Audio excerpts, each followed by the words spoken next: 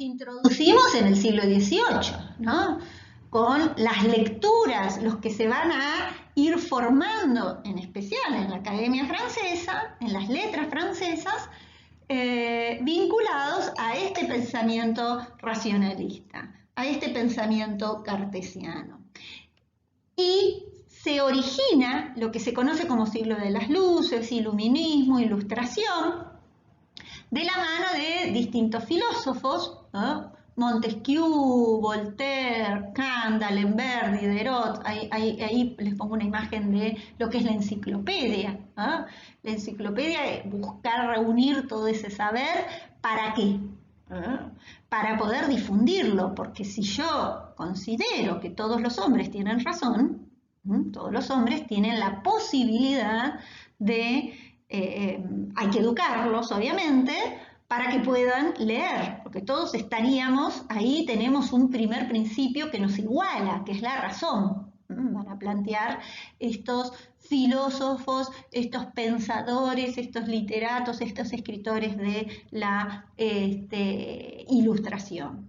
Estas ideas de la ilustración se difunden en el mundo y van a marcar esta tensión, decíamos, con lo que va a ser los movimientos revolucionarios. Movimientos que ponen en duda esa construcción a partir de la cual se legitimaba el poder del absolutismo monárquico, ¿no? Es decir, los reyes eran reyes porque eran familias elegidas por Dios, ¿no? Es decir, el poder de los reyes no venía del pueblo sobre el que gobernaban, sino que tenía que ver con el haber nacido en esa familia, y esa familia tenía ese poder en una ligación con Dios. Entonces, poner en tensión el dominio, la hegemonía de la Iglesia, decíamos que era una institución que venía desde la Edad Media.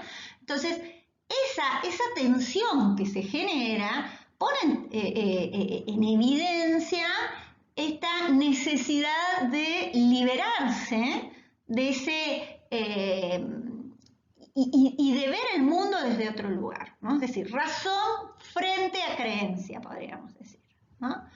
Estas ideas de la ilustración ligadas a una creencia, y perdón con comillas, ¿no? Esta idea de que solamente a partir de la razón voy a construir un futuro mejor, ¿no?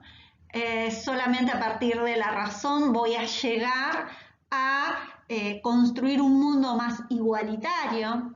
Solamente la ciencia, el saber científico, la ciencia es un saber que se construye desde la razón. Surge en este contexto, se origina lo que es la ciencia moderna, la ciencia que busca la verdad, y esa verdad debía ser universal, sí, solo sí, diríamos, necesaria, esto que decimos sí, solo sí, se iba a dar en pos solamente, es decir, la ciencia solo investiga para llegar a la verdad, ¿no? Es decir, no estaría contaminada por ninguno de los otros saberes, ¿no? La modernidad se caracteriza por esta importancia de marcar y de diferenciar y de las disciplinas, ¿no? Es decir, por un lado está la ciencia, por el otro lado está la ética, que busca el bien y que busca instalar a partir de la razón, instalar una paz, una paz en la que, como todos vamos a tener la misma concepción de lo que es bueno y de lo que es malo, no iba a haber conflictos en un futuro, ¿no? Y por el otro lado, el arte, la estética, que se iba a dedicar al gusto, al deseo de lo bello, ¿no? Es decir, entonces, en esta ilustración se organiza de alguna manera esta idea de que hay materias, de que hay disciplinas, materias pensado en la escuela, ¿no? De que hay disciplinas y que cada disciplina tiene su propio objeto de estudio. Y lo importante de la ciencia moderna es que se construyen hipótesis, se experimenta, y esto hay toda una influencia del empirismo inglés, se experimenta en función de una hipótesis, en función de un problema científico, ¿no? Hay un método científico y eso también es propio de la ciencia moderna, es propio de la modernidad. ¿A qué llamamos movimiento de la Ilustración? Se lo podemos preguntar al mismo Kant, Immanuel Kant, filósofo bisagra. Si decíamos, hay que mencionar a Descartes, ¿vieron esos filósofos a los que sí o sí uno los tiene que que mencionar? Bueno, Descartes y Kant, ¿no? Como filósofos a tener en cuenta a la hora de pensar en la modernidad. Y entonces, él se pregunta, tiene un texto a fines del 18 y dice, bueno, ¿qué es la ilustración? La ilustración es la liberación del hombre de su culpable incapacidad.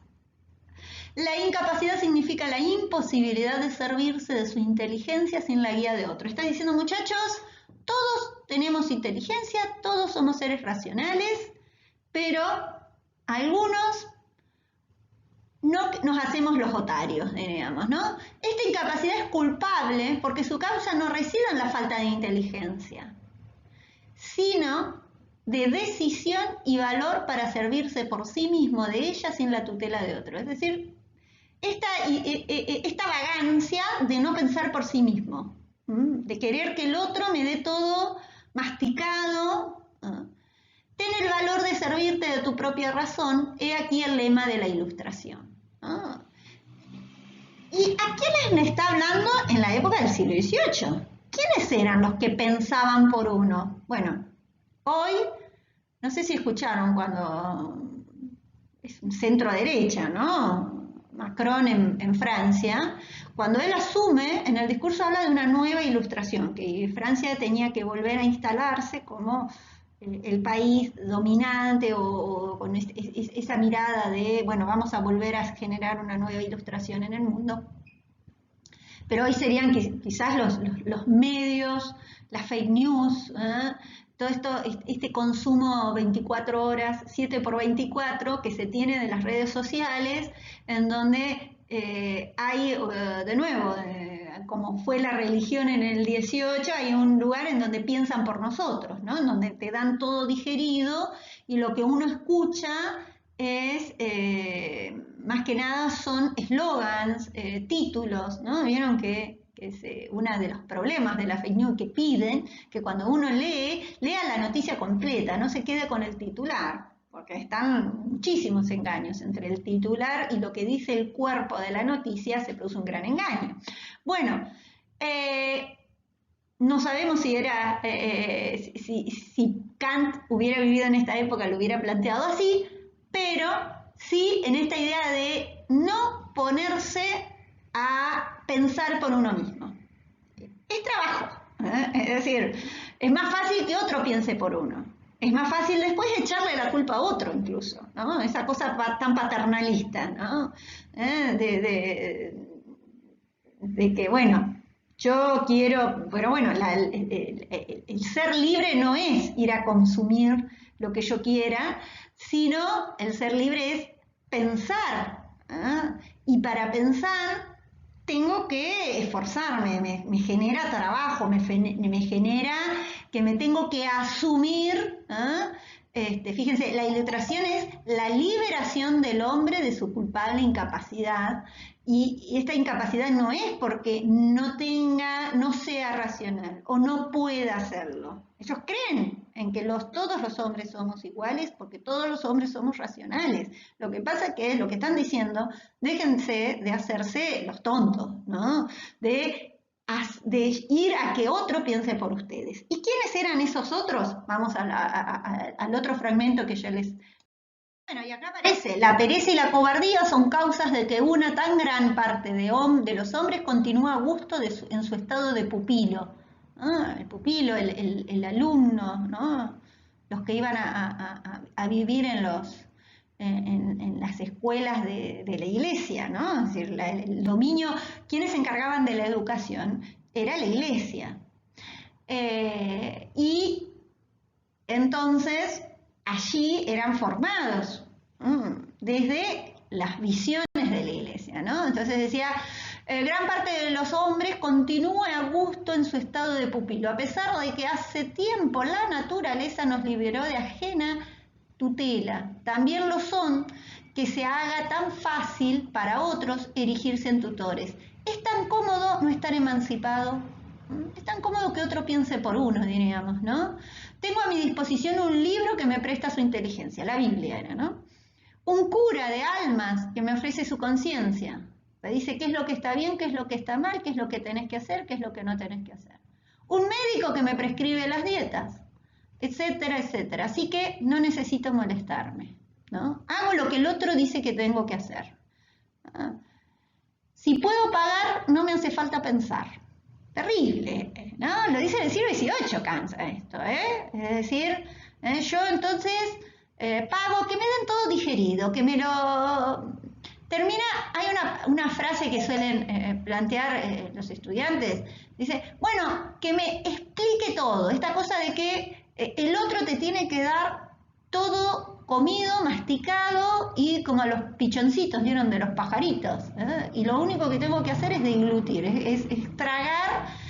A nadie le gusta que le den ya masticado el asado, diríamos. Nos gusta comerlo. Bueno, a esto está planteando, ¿no? Tengo a mi disposición un libro que me presta su inteligencia, un cura de almas que me ofrece su conciencia, un médico que me prescribe las dietas, así que no necesito molestarme. Si puedo pagar, no me hace falta pensar. Ya habrá otros que tomen a su cargo, en mi nombre, tan fastidiosa tarea. Los tutores que tan bondadosamente se han arrogado este oficio cuidan muy bien que la mayoría de los hombres, y no digamos como las mujeres no estaban en ese lugar, considere el paso de la emancipación, además de muy difícil, en extremo peligroso. ¿No? Esta idea de decir, muchachos, pónganse a pensar, trabajen de ciudadano, como dicen, ¿no? Es decir, ser libre es trabajoso, es angustioso.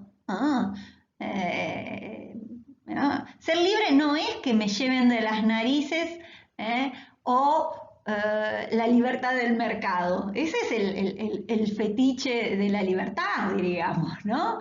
Pero ser libre implica asumir nuestra capacidad de pensar y pensar desde nosotros. Y para pensar desde nosotros, está diciendo la Ilustración, está diciendo Kant, necesitas dejar de lado la creencia.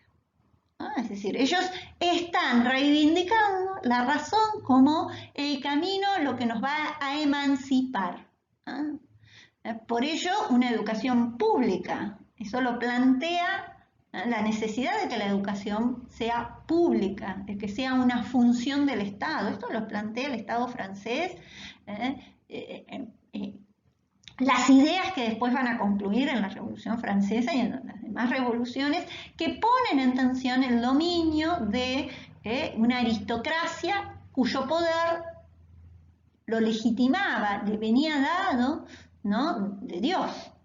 En cambio ahora pasamos a que el poder va a ser dado por el pueblo. ¿Por qué puede ser dado por el pueblo? Porque el pueblo, porque somos todos iguales porque tenemos razón. Van a pasar cosas, obviamente.